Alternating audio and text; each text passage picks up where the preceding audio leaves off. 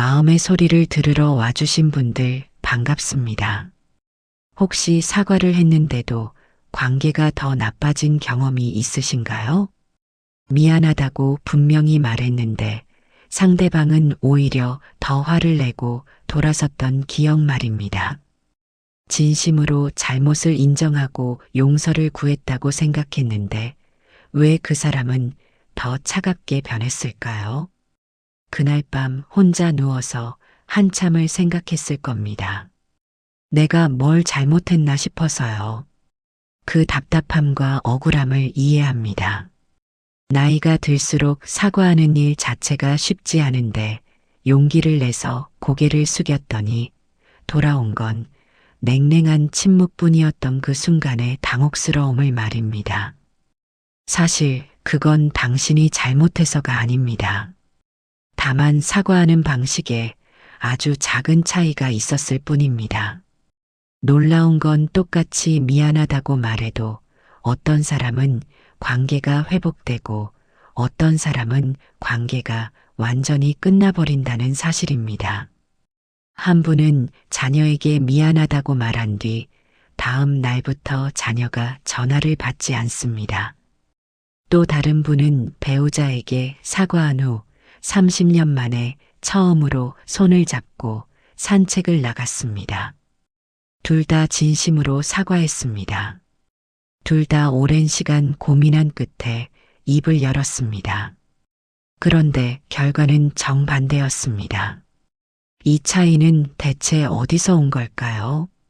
사과할 때 입 밖으로 내보낸 단 한두 마디 때문입니다.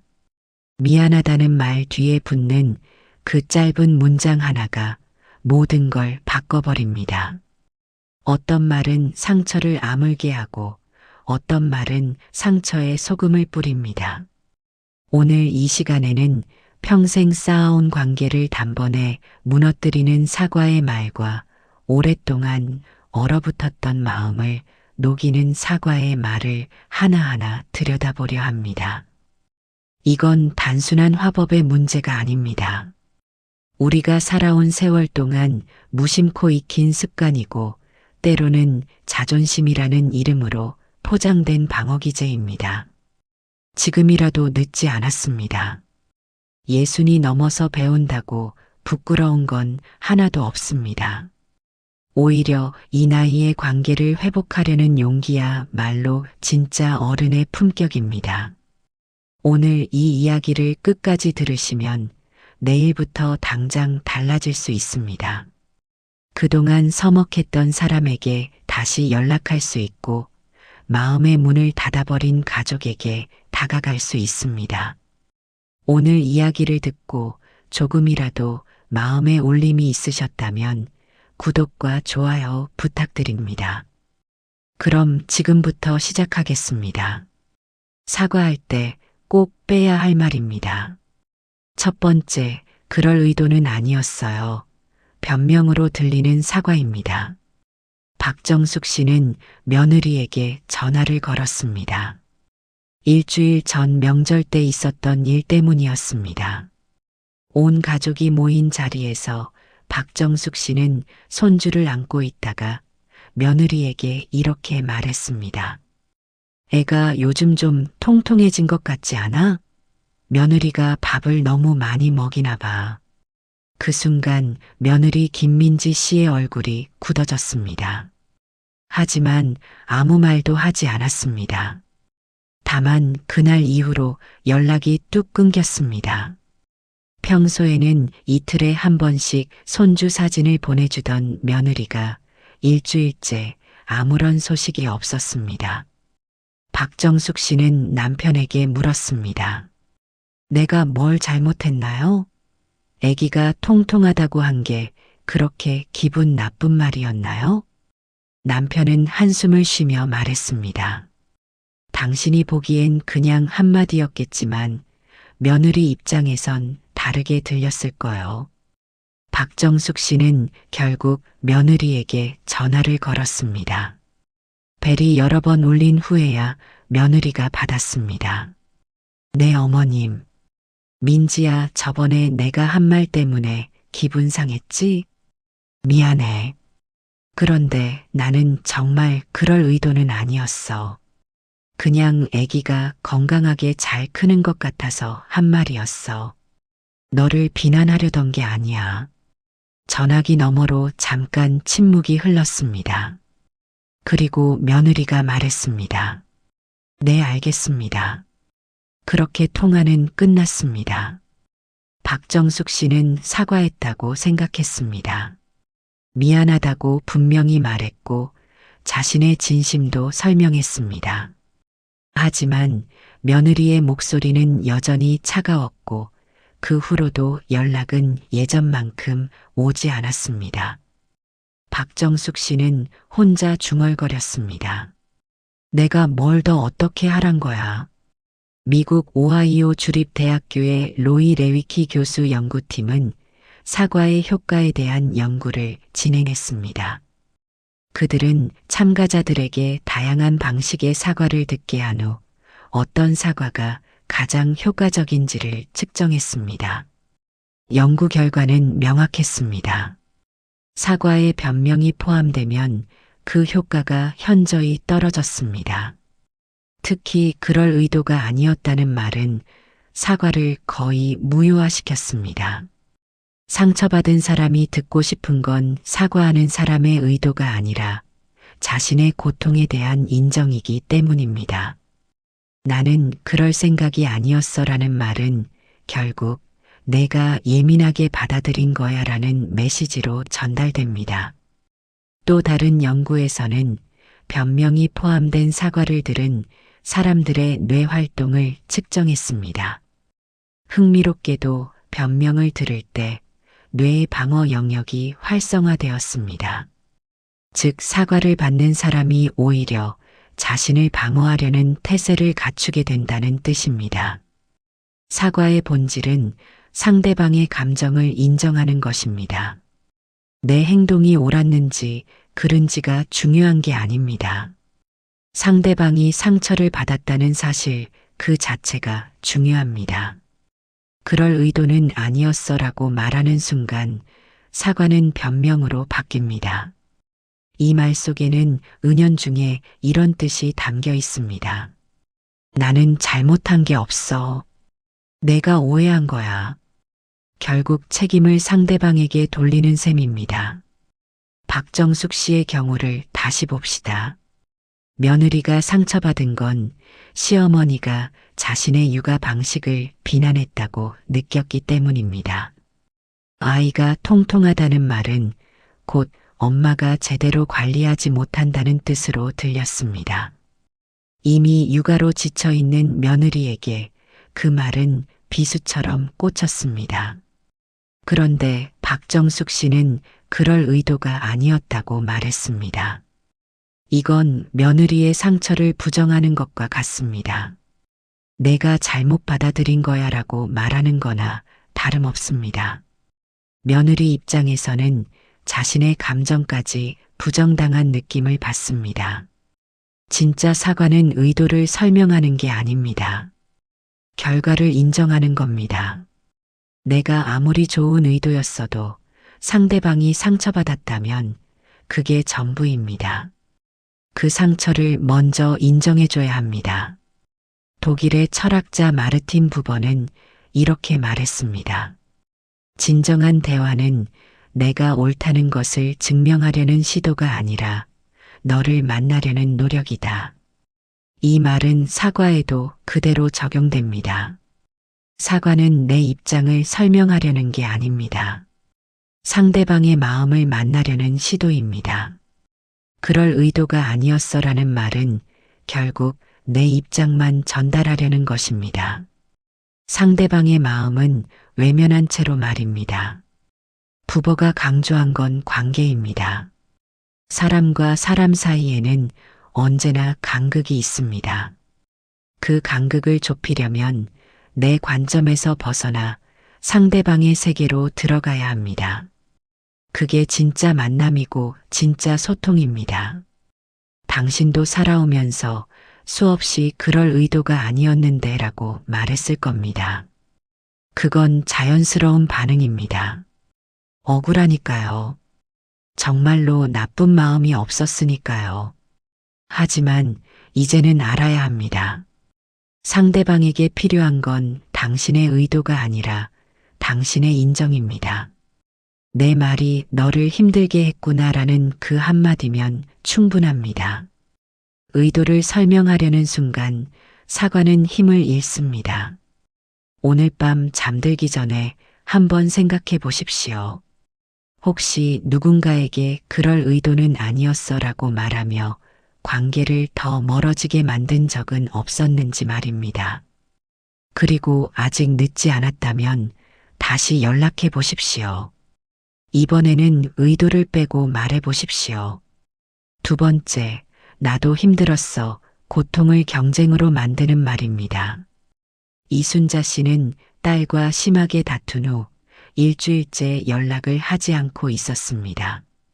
다툼의 원인은 이랬습니다. 딸 이연주 씨가 명절 때 친정에 오지 않겠다고 통보했습니다. 시댁에 먼저 가야 한다는 이유였습니다. 이순자 씨는 섭섭함을 참지 못하고 말했습니다. 명절 때마다 시댁만 가면 엄마 아빠는 뭐니? 우리가 얼마나 외로운지 생각해 봤어? 딸은 답답하다는 듯이 말했습니다. 엄마는 내 입장은 생각 안 하시네요. 저도 힘들어요. 시댁에서도 눈치 보이고 엄마한테도 미안하고. 그 말에 이순자 씨가 버럭 소리를 질렀습니다. 내가 뭐가 힘들어? 엄마가 얼마나 힘들게 너를 키웠는데. 그렇게 둘은 감정이 격해져서 서로 상처 주는 말을 쏟아냈고 결국 딸이 울면서 전화를 끊었습니다. 며칠 후 이순자 씨는 마음이 무거워서 딸에게 문자를 보냈습니다. 엄마가 좀 심했지. 미안하다. 그런데 엄마도 힘들었어. 내가 명절에 안 온다고 하니까 서운하고 외로웠어. 내 아빠도 실망하셨고, 우리도 나이 들어가는데 딸이 곁에 없으니까 얼마나 쓸쓸한지 몰라. 딸에게서 답장이 왔습니다. 네. 단 한 글자였습니다. 이순자 씨는 그 짧은 답장을 보고 가슴이 답답했습니다. 분명 미안하다고 했는데 왜 딸은 여전히 차갑게 구는 걸까요? 이순자 씨는 남편에게 하소연했습니다. 내가 사과했는데도 저렇게 나오네. 요즘 애들은 부모 마음을 몰라. 남편은 신문을 보다가 한마디 했습니다. 당신이 사과한 게 아니라 당신 심정을 말한 거지. 예일대학교의 심리학자 준탕리 교수는 사과와 공감에 대한 연구를 오랫동안 진행했습니다. 그의 연구팀은 사과에 자기 변호가 포함될 때 상대방이 어떻게 반응하는지를 관찰했습니다. 연구 결과는 충격적이었습니다. 나도 힘들었어라는 말이 포함된 사과는 사과하지 않은 것보다 오히려 더 나쁜 결과를 가져왔습니다. 왜 그럴까요? 이유는 이렇습니다. 사과를 받는 사람은 자신의 고통을 인정받고 싶어 합니다. 그런데 나도 힘들었어라는 말은 그 고통을 경쟁 구도로 만들어버립니다. 너만 힘든 게 아니야. 나도 힘들어라는 메시지가 전달되면서 상대방의 감정은 무시됩니다. 또 다른 연구에서는 이런 현상을 고통의 비교 효과라고 명명했습니다. 누군가 자신의 고통을 말할 때 상대방이 자기 고통을 꺼내면 공감은 깨지고 경쟁이 시작됩니다. 결국 둘 다 자신의 상처만 더 깊이 느끼게 됩니다. 사과의 순간은 오직 상대방의 고통에 집중해야 할 시간입니다. 내 고통은 나중 문제입니다. 물론 당신도 힘들었을 겁니다. 그건 진실입니다. 하지만 지금은 그 진실을 말할 때가 아닙니다. 이순자 씨의 경우를 봅시다. 딸은 명절마다 시댁과 친정 사이에서 눈치를 봐야 했습니다. 어디를 가든 한쪽에는 미안하고 한쪽에는 서운함을 안겨줘야 했습니다. 그 스트레스는 이순자 씨가 상상하는 것 이상이었을 겁니다. 그런데 이순자 씨는 사과하면서 자신의 서운함과 외로움을 먼저 꺼냈습니다. 딸 입장에서는 엄마가 자신의 고통을 이해해 주기를 바랐는데 오히려 엄마의 고통을 들어야 하는 상황이 된 겁니다. 이건 사과가 아닙니다. 또 다른 요구입니다. 진짜 사과는 내려놓는 겁니다. 내 감정을 잠시 내려놓고 상대방의 감정만 바라보는 겁니다. 내가 얼마나 힘들었는지는 나중에 천천히 말할 수 있습니다. 하지만 사과하는 그 순간만큼은 온전히 상대방의 것이어야 합니다. 프랑스의 철학자 시몬 베유는 이렇게 말했습니다. 주의를 기울인다는 것은 자기 자신을 비우는 것이다. 진정한 주의는 상대방에게 온전히 집중하는 겁니다. 그러려면 내 생각과 내 감정을 잠시 비워야 합니다. 사과도 마찬가지입니다. 사과는 상대방에게 온전히 주의를 기울이는 행위입니다. 배우가 강조한 건 자기 비움입니다. 우리는 늘 자신으로 가득 차 있습니다. 내 생각, 내 감정, 내 입장으로 꽉 차 있습니다. 그 상태로는 타인을 온전히 볼 수 없습니다. 진정한 만남을 위해서는 나를 비워야 합니다. 당신의 고통도 소중합니다. 당신이 느낀 서운함과 외로움도 진실입니다. 하지만 사과하는 순간만큼은 그걸 내려놓으십시오. 상대방의 고통이 먼저입니다. 나도 힘들었어라는 말은 나중에 해도 늦지 않습니다. 아니, 오히려 나중에 하는 게 더 잘 전달됩니다. 상대방이 자신의 고통을 충분히 인정받았다고 느낀 후에야 당신의 고통도 들을 마음의 여유가 생기기 때문입니다. 오늘 밤 누군가에게 미안한 마음이 든다면 이것만 기억하십시오. 사과는 고통을 비교하는 시간이 아니라 상대방의 고통을 온전히 안아주는 시간입니다. 세 번째, 그 정도로 화낼 일은 아니잖아. 감정을 평가하는 오만입니다. 정민수 씨는 오랜 친구 최동훈 씨와 등산 모임에서 만났습니다. 둘은 젊은 시절부터 함께 산을 다닌 사이였습니다. 그런데 몇 달 전부터 최동훈 씨가 모임에 나오지 않았습니다. 정민수 씨는 다른 친구에게 물었습니다. 동훈이가 왜 안 나와? 무슨 일 있어? 친구가 난처한 표정으로 대답했습니다. 자네가 지난번에 한 말 때문에 기분 나빠한 것 같더군.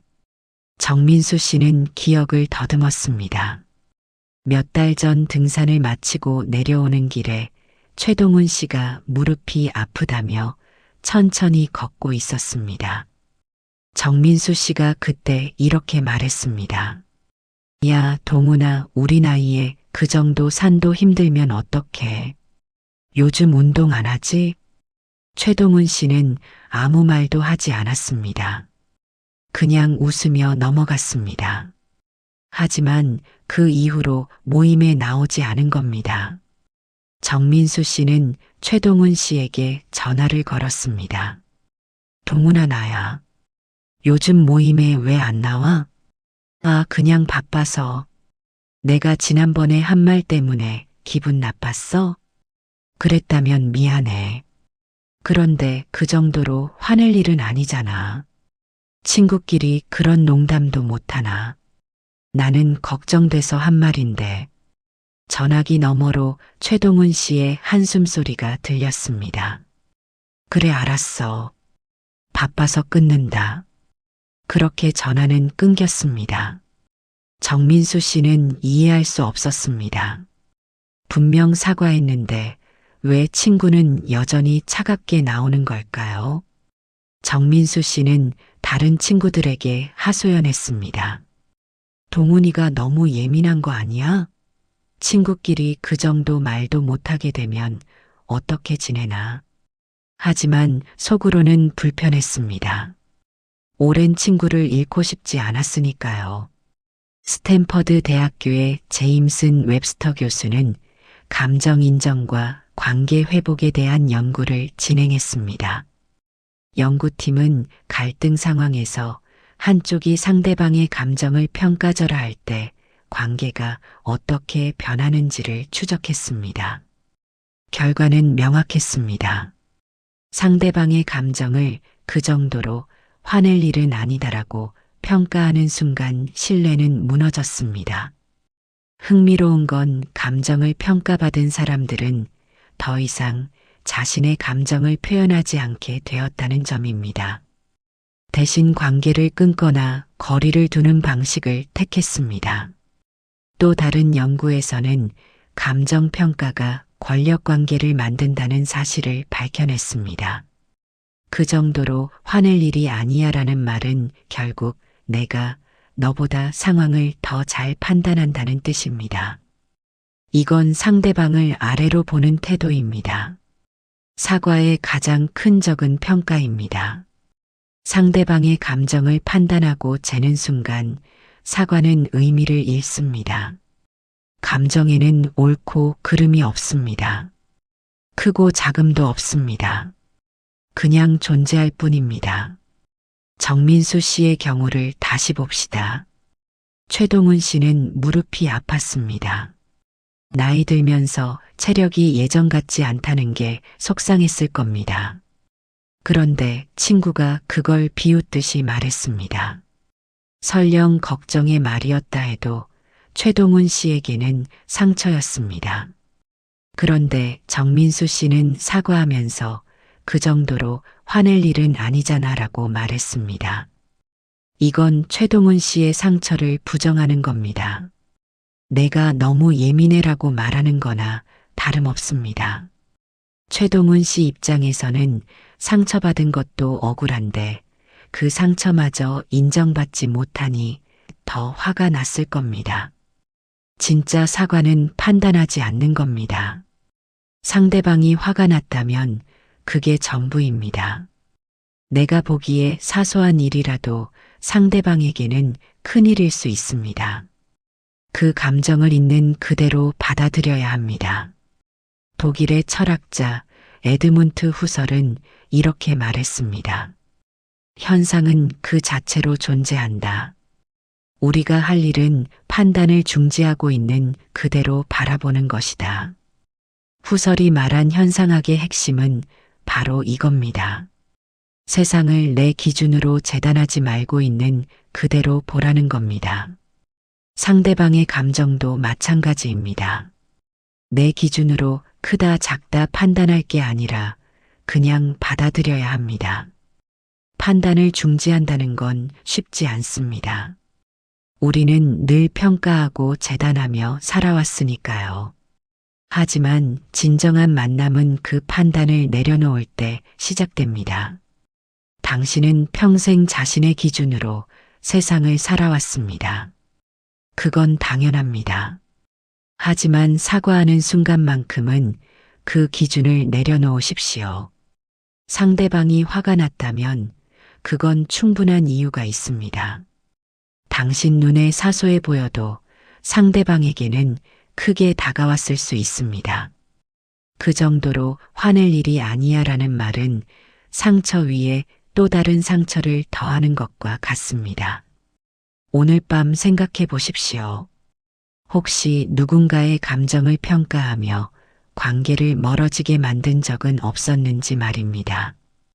그리고 그 사람에게 다시 연락해 보십시오. 이번에는 판단하지 말고 그냥 인정해 보십시오. 네 번째, 다 지난 일인데 아직도 그래 시간으로 상처를 지우려는 폭력입니다. 김영호 씨는 아들과 10년 넘게 소원하게 지냈습니다. 아들 김재민 씨가 대학을 그만두고 음악을 하겠다고 했을 때 김영호 씨는 크게 반대했습니다. 그때 김영호 씨가 아들에게 한 말은 이랬습니다. 음악으로 밥 먹고 살 수 있을 것 같아? 꿈 쫓다가 인생 망치는 거야. 정신 차려. 아들은 결국 아버지 몰래 집을 나갔습니다.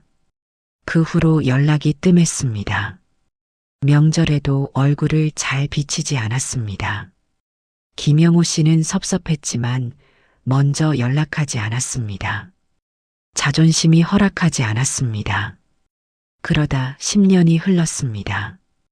김영호 씨는 건강이 나빠졌습니다. 병원에 입원했다가 퇴원한 후 문득 아들이 보고 싶었습니다. 아내를 통해 아들에게 연락했습니다. 아들이 병문안을 왔습니다. 오랜만에 본 아들은 많이 달라져 있었습니다. 김영호 씨는 어색하게 말을 꺼냈습니다. 재민아, 그동안 잘 지냈어? 네. 짧은 대답이었습니다. 김영호 씨는 용기를 내서 말했습니다. 아빠가 예전에 너한테 심한 말 많이 했지. 미안하다. 그런데 너는 다 지난 일인데 아직도 그래. 이제는 풀고 지내자. 아들은 잠시 침묵했습니다. 그리고 조용히 말했습니다. 아버지한테는 지난 일이겠죠. 저한테는 아직도 현재예요. 김영호 씨는 당황했습니다. 무슨 소리야? 벌써 10년도 더 지났는데 10년 동안 아버지는 한 번도 연락 안 하셨잖아요. 제가 뭘 하는지 어떻게 사는지 궁금해하지도 않으셨고 이제 와서 지난 일이라고 하시면 저는 어떻게 해야 하나요? 아들의 목소리는 떨리고 있었습니다. 김영호 씨는 할 말을 잃었습니다. 아들은 잠시 더 앉아 있다가 일어섰습니다. 몸조리 잘하세요. 그렇게 아들은 나갔습니다. 김영호 씨는 한참을 멍하니 앉아 있었습니다. 하버드 의대의 베셀 반데어 콜크 교수는 트라우마와 시간에 대한 연구로 유명합니다. 그의 연구에 따르면 상처는 시간이 지난다고 자동으로 아물지 않습니다. 오히려 제대로 치유되지 않은 상처는 시간이 지나도 여전히 아프거나 더 깊어집니다. 특히 관계에서 받은 상처는 더욱 그렇습니다. 누군가에게 거부당하거나 무시당한 경험은 뇌의 통증 중추를 활성화시킵니다. 신체적 고통과 똑같은 방식으로 말입니다. 그리고 그 고통은 사건이 일어난 시점에 멈춰 있습니다. 다 지난 일인데라는 말은 상처받은 사람에게 이중의 고통을 줍니다. 첫째는 원래의 상처를 부정당하는 고통입니다. 둘째는 그 상처를 아직도 간직하고 있는 자신이 문제가 있다고 느끼게 되는 고통입니다. 시간은 상처를 치유하지 않습니다. 인정과 위로가 상처를 치유합니다. 아무리 오랜 시간이 지나도 제대로 사과받지 못한 상처는 그대로 남습니다. 김영호 씨의 경우를 봅시다. 10년 전 아들이 집을 나갈 때 김영호 씨는 아들의 꿈을 무시했습니다. 아들은 아버지에게 인정받고 싶었을 겁니다. 하지만 아버지는 냉정하게 거절했습니다. 그 상처는 10년이 지나도 아물지 않았습니다. 그런데 김영호 씨는 다 지난 일인데 아직도 그래 라고 말했습니다. 이건 아들에게 이렇게 말하는 거나 같습니다. 내가 아직도 그때 일을 붙잡고 있는 게 문제야. 시간도 이렇게 지났는데 왜 못 잊어? 결국 아들을 또다시 비난하는 겁니다. 진짜 사과는 시간을 들먹이지 않습니다. 설령 30년이 지났어도 상처가 남아있다면 그건 여전히 현재의 문제입니다. 그때 내가 한 말이 아직도 너를 아프게 하는구나라고 인정해야 합니다. 프랑스의 철학자 폴 리케르는 이렇게 말했습니다. 기억은 과거를 현재로 불러오는 행위다. 그리고 용서는 그 기억을 함께 짊어지는 행위다. 리케르가 강조한 건 기억의 힘입니다. 상처는 기억 속에 살아 있습니다. 시간이 지나도 그 기억은 생생합니다. 진정한 화해는 상대방의 기억을 함께 짊어지는 겁니다. 그건 지난 일이야라고 부정하는 게 아니라 그때 일이 아직도 너를 아프게 하는구나라고 인정하는 겁니다. 당신에게는 이미 지난 일이어도 상대방에게는 여전히 현재일 수 있습니다. 10년이 지났어도 20년이 지났어도 상처가 남아있다면 그건 치유되지 않았다는 뜻입니다. 다 지난 일인데라는 말은 상대방의 고통을 무시하는 겁니다. 진짜 사과는 시간과 상관없이 그 고통을 인정하는 겁니다. 언제 일어난 일인지가 중요한 게 아니라 그 상처가 아직도 아프다는 사실이 중요합니다. 오늘 밤 생각해 보십시오. 혹시 누군가에게 이제 그만 잊어라고 말하며 상처를 덮으려 한 적은 없었는지 말입니다. 그리고 용기를 내서 다시 말해 보십시오. 그때 일이 아직도 너를 힘들게 하는구나 라고요. 5번째, 미안하긴 한데 너도 잘한 건 없어 책임을 나누려는 유혹입니다. 조명희 씨는 친구 신혜경 씨와 30년 넘게 친하게 지냈습니다. 그런데 작년에 크게 다퉜습니다. 이유는 이랬습니다. 조명희 씨가 신혜경 씨에게 돈을 빌렸습니다. 급하게 필요한 일이 있다며 300만 원을 빌렸습니다. 신혜경 씨는 흔쾌히 빌려줬습니다. 오랜 친구니까요. 하지만 몇 달이 지나도 조명희 씨는 돈을 갚지 않았습니다.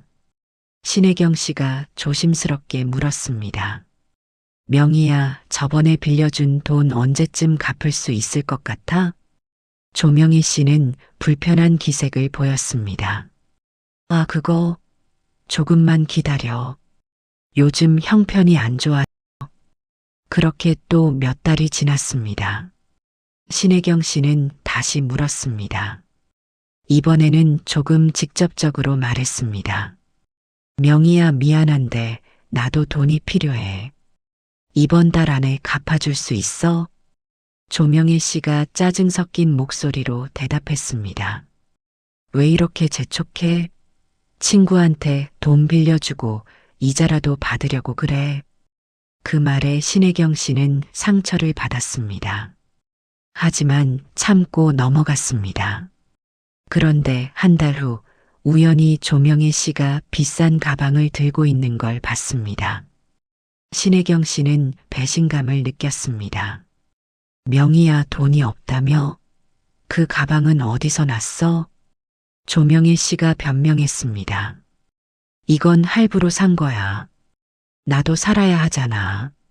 결국 둘은 크게 다퉜고 연락을 끊었습니다. 몇 달 후 조명희 씨가 신혜경 씨에게 문자를 보냈습니다. 혜경아, 미안해. 내가 돈 문제로 너한테 상처 줬지. 그런데 너도 잘한 건 없어. 친구가 힘들 때 돈 타령하는 게 어디 있어? 우리 우정이 그 정도밖에 안 되나 싶어서 나도 서운했어. 그래도 우리 이제 화해하자. 신혜경 씨는 그 문자를 읽고 한숨을 쉬었습니다. 답장을 보내지 않았습니다.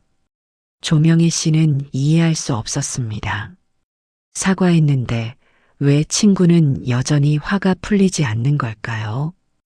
MIT의 마이클 로턴 교수는 책임 분산과 갈등 해결에 대한 연구를 진행했습니다.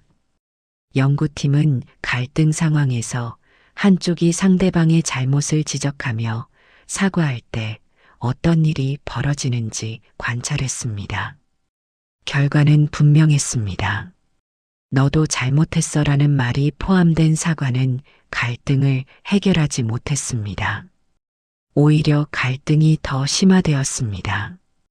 왜냐하면 상처받은 사람은 자신의 잘못을 지적받으면 방어적 태도를 갖게 되기 때문입니다. 또 다른 연구에서는 이를 책임 회피 효과라고 명명했습니다. 사과하면서 상대방의 잘못을 거론하는 건 결국 자신의 책임을 줄이려는 시도입니다. 나만 잘못한 게 아니야라고 말하는 겁니다.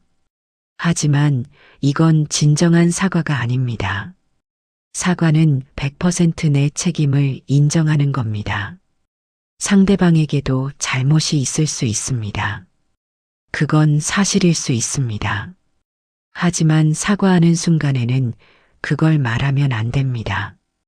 조명희 씨의 경우를 봅시다. 그는 친구에게 돈을 빌리고 갚지 않았습니다. 그것만으로도 충분히 잘못입니다. 친구가 재촉한 건 당연합니다. 자기 돈인데 돌려달라고 하는 게 뭐가 문제일까요? 그런데 조명희 씨는 사과하면서 너도 잘한 건 없어라고 말했습니다. 친구가 돈을 재촉한 것도 잘못이라고 지적한 겁니다. 이건 사과가 아니라 또 다른 공격입니다.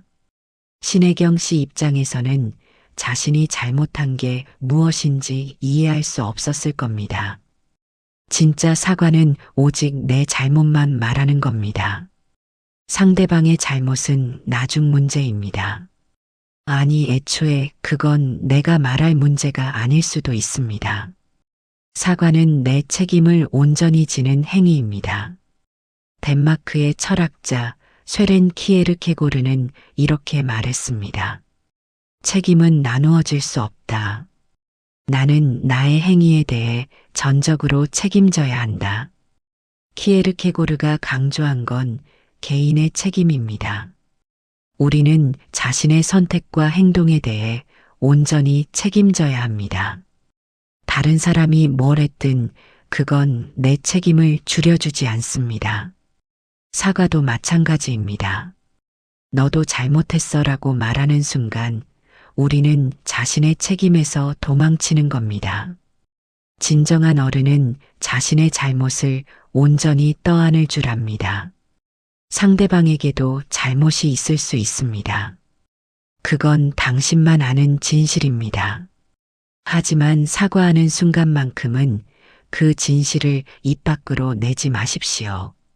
미안하긴 한데 너도라는 말은 사과를 무효화시킵니다. 진짜 사과는 100%내 몫을 인정하는 겁니다. 상대방의 잘못은 나중에 따로 이야기할 수 있습니다. 하지만 지금은 아닙니다. 오늘 밤 거울을 보며 물어보십시오. 혹시 사과하면서 상대방의 잘못을 들추며 내 책임을 줄이려 한 적은 없었는지 말입니다. 그리고 용기를 내어 다시 사과해 보십시오. 이번에는 오직 내 잘못만 이야기하면서요. 지금부터는 사과 성공률을 높이는 말들을 알아보겠습니다. 첫 번째, 그 말 때문에 많이 속상했겠구나. 감정을 인정하는 힘입니다. 강수진 씨는 며느리와 몇 년째 어색하게 지내고 있었습니다. 며느리 박은주 씨는 강수진 씨에게 늘 조심스러웠습니다. 말 한마디 한마디를 조심했고 자주 눈치를 봤습니다. 강수진 씨도 그걸 느꼈습니다. 하지만 어떻게 해야 할지 몰랐습니다. 며느리가 왜 그렇게 불편해하는지 이유를 알 수 없었습니다. 그러다 어느 날 아들이 조심스럽게 말했습니다. 엄마, 은주가 엄마한테 상처받은 일이 있대요. 내가 언제 상처를 줬는데? 기억 안 나세요? 결혼 초에 은주가 만든 음식 드시고 짜다고 하신 거요. 강수진 씨는 기억을 더듬었습니다. 몇 년 전 명절 때 며느리가 처음으로 나물을 무쳤습니다. 강수진 씨가 맛을 보고 말했습니다. 좀 짠데? 요즘 젊은 사람들은 음식을 너무 짜게 하네. 그게 전부였습니다. 강수진 씨는 그냥 지나가는 말로 한 건데 며느리는 그걸 몇 년째 마음에 담고 있었던 겁니다. 강수진 씨는 며느리에게 조심스럽게 말을 꺼냈습니다. 은주야, 엄마가 예전에 내가 만든 음식 짜다고 했던 거 아직도 기억하니? 며느리가 당황한 표정을 지었습니다. 아니에요. 아니야, 엄마가 생각해보니까 그 말 때문에 많이 속상했겠구나. 처음 시댁에서 음식 만드는데 얼마나 떨렸겠어. 그런데 엄마가 그렇게 말하니까 얼마나 기분이 안 좋았겠니? 며느리의 눈에 눈물이 고였습니다. 사실은요, 그때 정말 열심히 준비했거든요. 어머님이 좋아하시게 레시피도 찾아보고 몇 번이나 연습했어요. 그런데 짜다는 말 들으니까 너무 창피하고 속상했어요. 그랬구나. 엄마가 너무 몰랐네. 미안해. 며느리가 고개를 저었습니다. 아니에요, 어머님. 이렇게 말씀해 주시니까 마음이 편해져요. 제 마음을 알아주시는 것 같아서요. 그날 이후로 둘의 관계가 조금씩 변하기 시작했습니다. 며느리는 더 이상 눈치를 보지 않았고 강수진 씨도 며느리에게 편하게 다가갈 수 있었습니다. UCLA의 매튜 리버만 교수는 감정 인정과 뇌 활동에 대한 연구를 진행했습니다. 연구팀은 누군가 자신의 감정을 정확히 읽어주었을 때 뇌에서 어떤 변화가 일어나는지 관찰했습니다. 결과는 놀라웠습니다.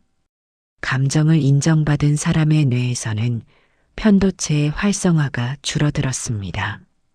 편도체는 불안과 공포를 담당하는 부위입니다.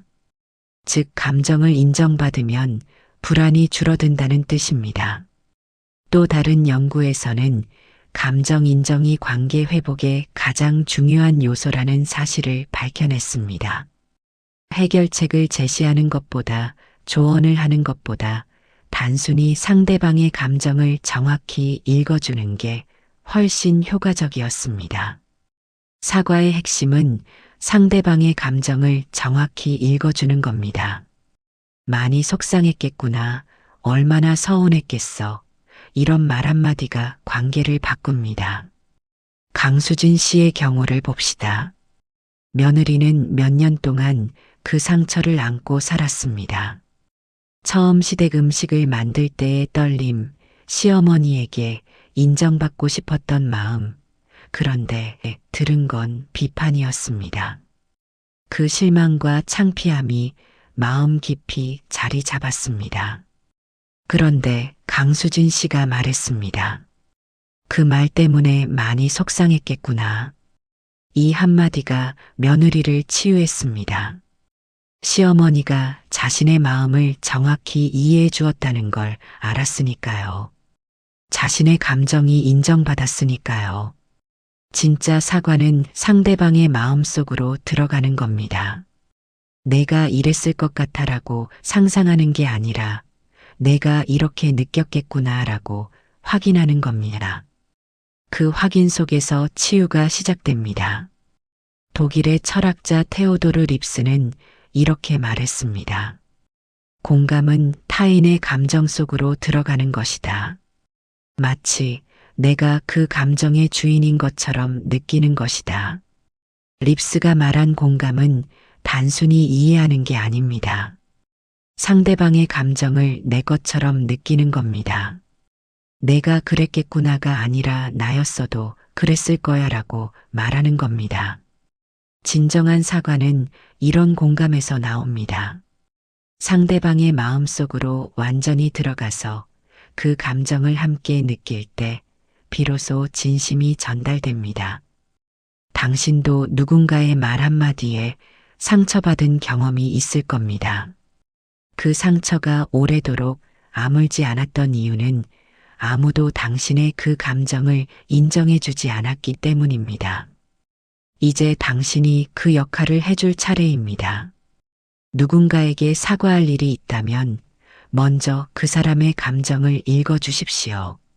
많이 속상했겠구나. 얼마나 서운했겠어. 이 말 한마디가 얼어붙은 관계를 녹입니다. 오늘 밤 누군가의 얼굴이 떠오른다면 그 사람에게 연락해 보십시오. 그리고 그 사람의 마음을 읽어주십시오. 그것만으로도 충분합니다. 두 번째, 내가 더 조심했어야 했어. 책임을 온전히 지는 용기입니다. 윤태식 씨는 아내와 40년을 함께 살았습니다. 하지만 최근 몇 년 사이 아내 한명숙 씨가 점점 말이 없어졌습니다. 예전에는 하루 종일 이야기를 나누던 부부였는데 이제는 하루에 몇 마디 하지 않았습니다. 윤태식 씨는 답답했습니다. 아내에게 물었습니다. 왜 요즘 말이 없어? 무슨 일 있어? 아내는 고개를 저었습니다. 아니, 별일 없어요. 하지만 윤태식 씨는 느낄 수 있었습니다. 뭔가 잘못됐다는 걸요. 그러다 어느 날 아내의 일기장을 우연히 보게 됐습니다. 책상 위에 펼쳐져 있었습니다. 일기에는 이렇게 적혀 있었습니다. 오늘도 남편한테 무시당한 기분이 들었다. 내가 하는 말을 제대로 들어주지 않는다. 내 이야기는 중요하지 않은가 보다. 평생 이렇게 살아야 하나.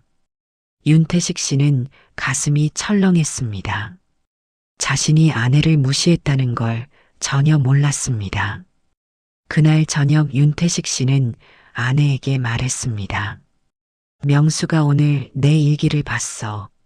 아내의 얼굴이 굳었습니다. 일기를 왜 봐요? 미안해. 우연히 봤어. 그런데 내가 너를 무시했다고 느꼈구나. 아내는 아무 말도 하지 않았습니다. 윤태식 씨가 계속 말했습니다. 미안해. 내가 더 조심했어야 했어. 내가 이야기할 때 제대로 들어주지 않았구나. 신문 보면서 대충 듣거나 텔레비전 보면서 대답했지. 내 이야기가 중요하지 않다고 생각한 적은 없는데 내 행동이 그렇게 보였던 거야. 아내의 눈에서 눈물이 흘러내렸습니다.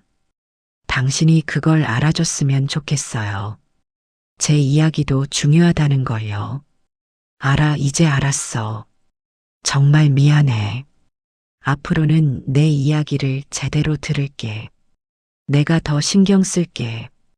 그날 밤 둘은 오랜만에 밤 늦게까지 이야기를 나눴습니다. 40년 동안 살면서 처음으로 진짜 대화를 나눈 것 같았습니다. 존스 홉킨스 대학교의 신시아 프랭클 교수는 책임 수용과 신뢰 회복에 대한 연구를 진행했습니다.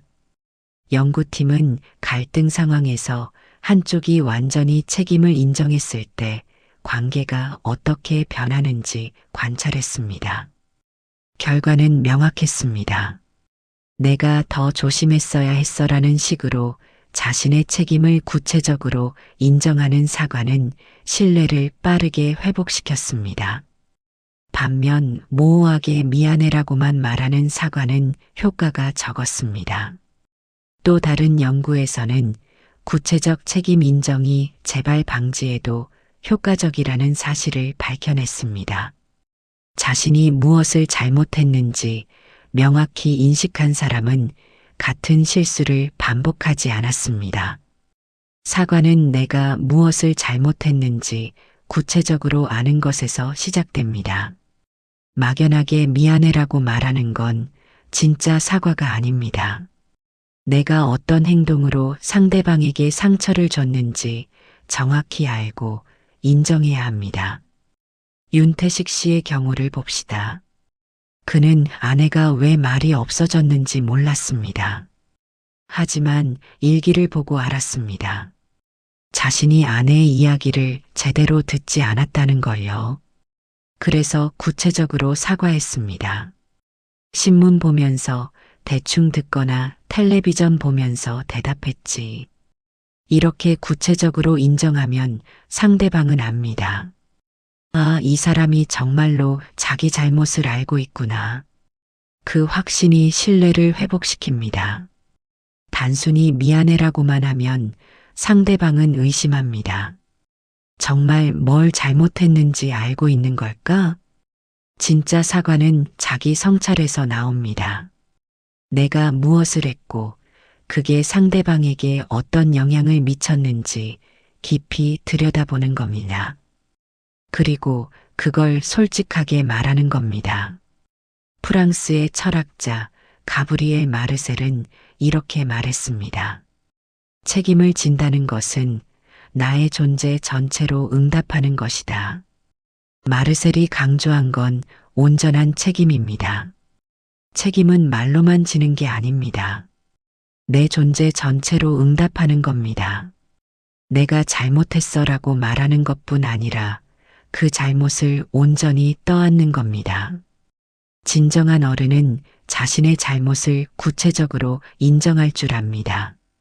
그리고 그 잘못을 바로잡으려고 노력합니다. 그게 진짜 책임입니다. 당신이 누군가에게 상처를 줬다면 그 상처가 어디서 왔는지 정확히 아십시오. 막연하게 미안해라고만 말하지 마십시오. 내가 이렇게 했지, 내가 더 조심했어야 했어. 이런 구체적인 인정이 진짜 사과입니다. 상대방은 당신이 진심으로 자기 잘못을 알고 있다는 걸 느낄 수 있습니다. 오늘 밤 거울을 보며 물어보십시오. 내가 누군가에게 구체적으로 무엇을 잘못했는지 정확히 알고 있는지 말입니다. 그리고 그걸 솔직하게 말해 보십시오. 세 번째, 다시 이런 일 없도록 노력할게, 미래를 약속하는 진심입니다. 박동진 씨는 손자 박준서 군과 사이가 좋지 않았습니다. 손자는 할아버지를 피했습니다. 명절 때도 인사만 하고 방으로 들어가 버렸습니다. 박동진 씨는 이유를 알 수 없었습니다. 손자에게 잘해주려고 했는데 왜 이렇게 거리를 두는지 답답했습니다. 그러다 아들에게서 이유를 들었습니다. 아버지 준서가 아버지한테 상처받았대요. 내가 언제 손자한테 상처를 줬는데? 준서가 시험 못 봤을 때 아버지가 그랬잖아요. 요즘 애들은 공부도 안 하고 게임만 한다고. 박동진 씨는 기억났습니다. 몇 달 전 손자가 중간고사를 못 봤습니다. 박동진 씨가 그때 손자에게 말했습니다. 공부는 안 하고 게임만 하니까 그렇지. 요즘 애들은 다 그래. 핸드폰만 붙들고 있어. 손자는 아무 말도 하지 않았습니다. 그냥 방으로 들어가 버렸습니다. 박동진 씨는 그저 잔소리 한 번 한 거라고 생각했습니다. 박동진 씨는 손자에게 문자를 보냈습니다. 준서야, 할아버지야. 저번에 할아버지가 한 말 때문에 기분 나빴지? 미안하다. 할아버지가 요즘 애들은 다 그렇다고 말했는데 그건 내 노력을 무시하는 말이었어.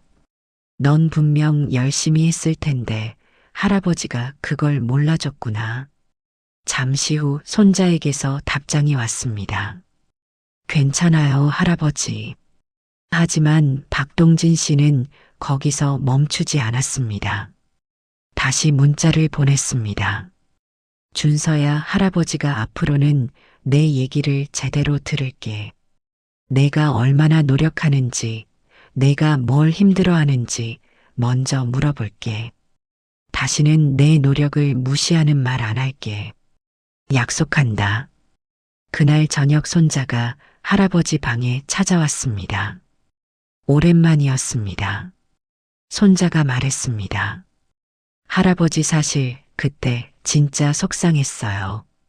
저도 열심히 했거든요. 근데 할아버지가 게임만 한다고 하시니까 제 노력이 아무 의미 없는 것 같았어요. 박동진 씨가 손자의 손을 잡았습니다. 할아버지가 몰랐어. 정말 미안하다. 앞으로는 내 이야기 많이 들어줄게. 그날 이후로 둘의 관계가 달라졌습니다.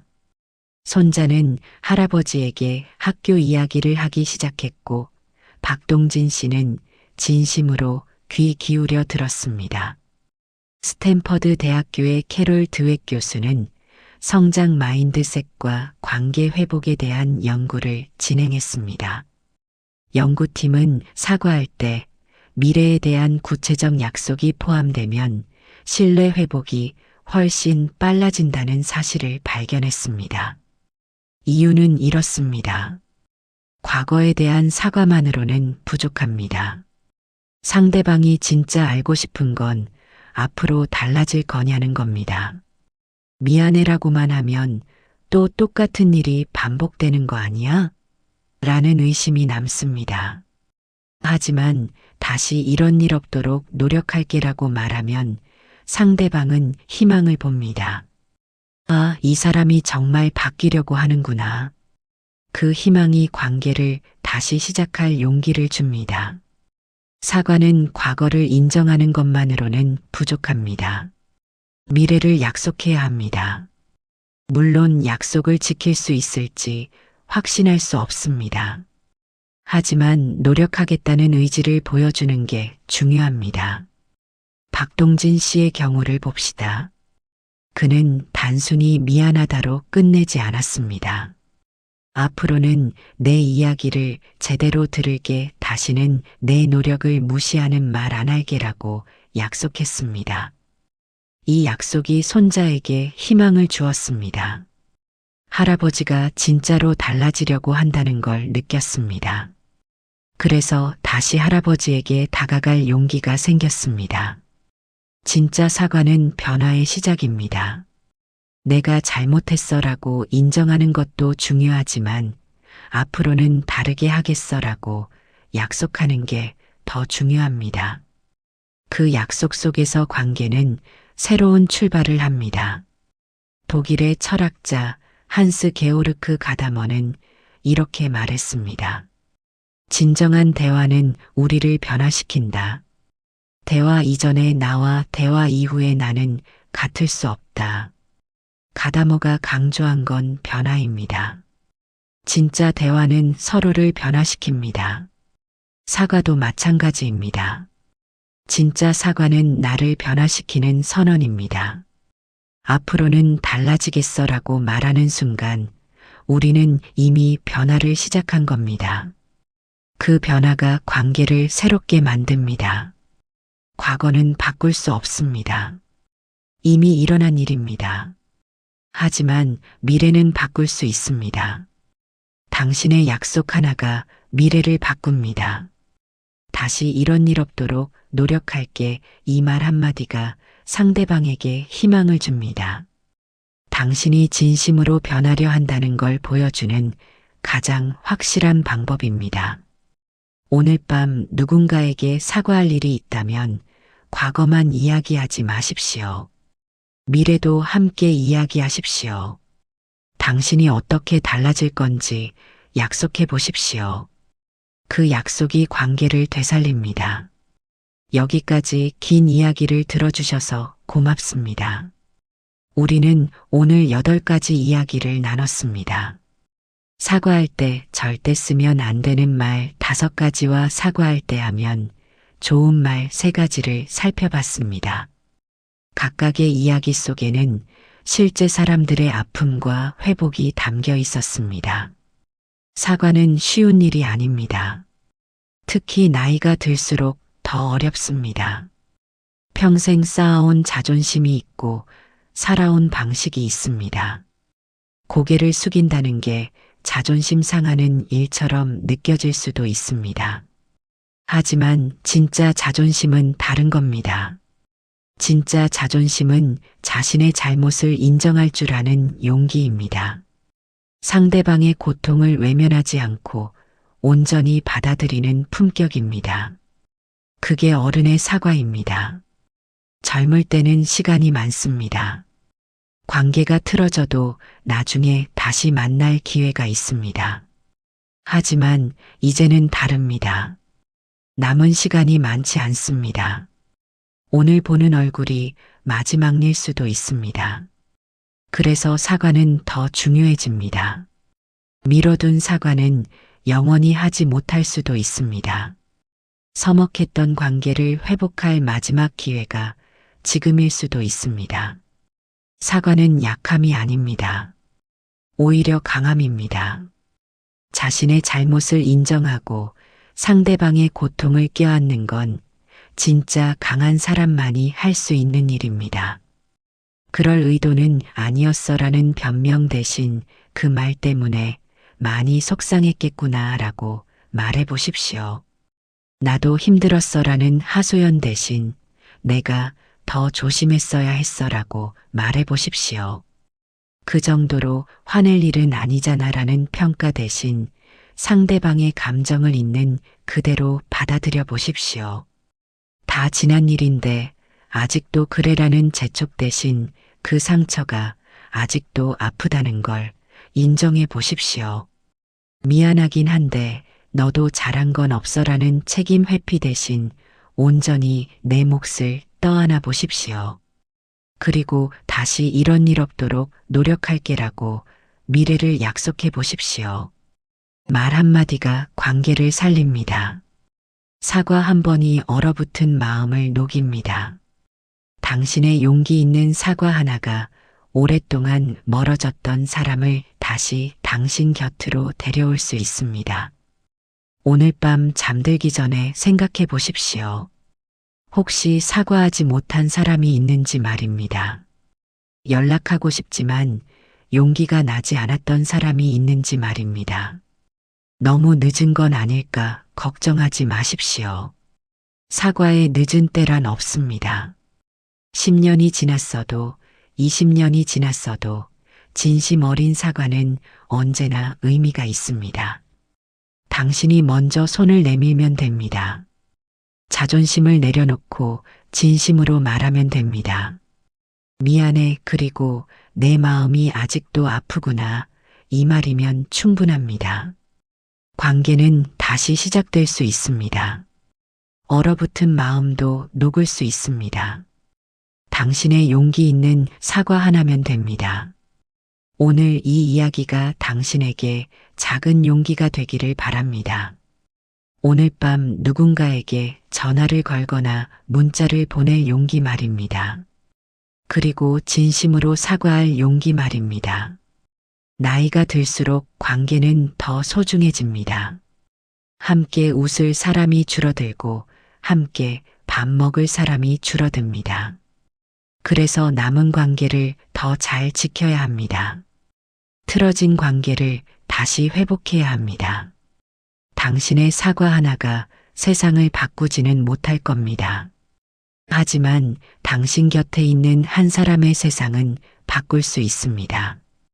그 한 사람의 마음을 따뜻하게 만들 수 있습니다. 그게 어쩌면 우리가 이 나이에 해야 할 가장 중요한 일인지도 모릅니다. 많은 걸 이루는 것보다 소중한 사람과의 관계를 회복하는 것 말입니다. 오늘 밤 당신이 용기를 내기를 바랍니다. 그리고 진심 어린 사과로 누군가와 다시 시작하기를 바랍니다. 긴 이야기 끝까지 들어주셔서 다시 한번 감사드립니다. 당신의 용기를 응원합니다. 지금까지 마음의 소리였습니다.